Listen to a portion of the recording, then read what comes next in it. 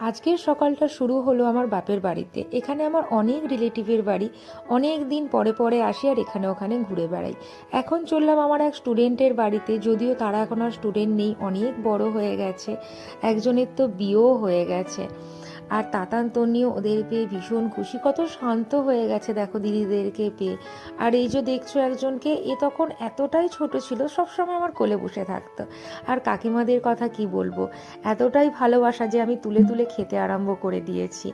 আর এর মধ্যে এক স্টুডেন্ট আমার, সে কলেজে পড়ছে, তার সাথেই পার্লারটাও খুলেছে। তাতান তন্নি ওদের পেয়ে ভীষণ খুশি, এত বিরক্ত করছে, ওরা একটুও বিরক্ত হচ্ছে না, সবাই মজা করছে। ইতিমধ্যে মাংস এসে হাজির আমার কাছে। এত আদর, যত্ন, সম্মান, ভালোবাসা পেলাম আজকে আমি। সব কিছু স্মৃতি নিয়ে আঁচলে ভরে বাড়ি ফিরছি।